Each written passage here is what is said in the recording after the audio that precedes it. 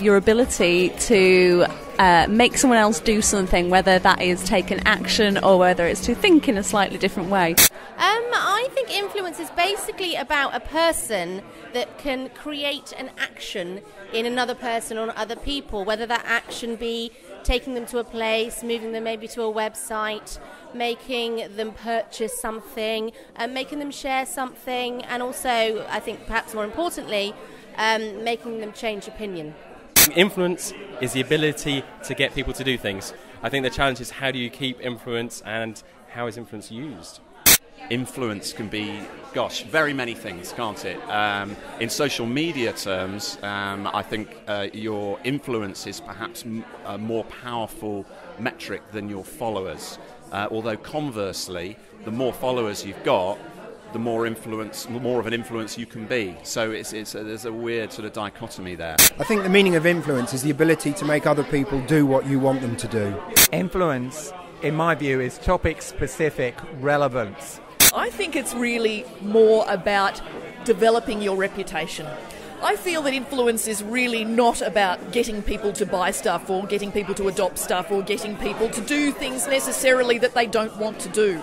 It's really about increasing the value of what you can offer to the people around you. For me, influence is a process. It's a process by which somebody will get persuaded to do something that they might have done otherwise, or do something they might not have otherwise done. It is loosely a form of power. It's something that we can watch happening, but we can't necessarily predict. Being able to persuade other people or influence other people, that is influence itself, isn't it? To persuade other people of a particular point of view that you've got.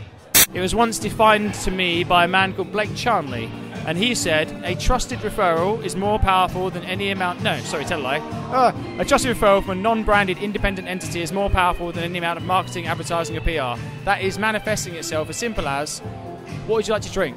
I love what you're having. Okay, that's influence. The meaning of influence is to enable yourself to change the world around you by changing the minds and the actions of those around you.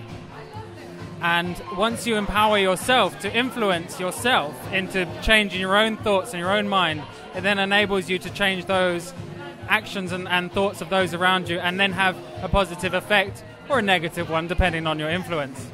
Influence means if I'm interested in a niche area or in an area, and I have somebody else that I respect and I think they got something interesting to say, they're an influencer to me.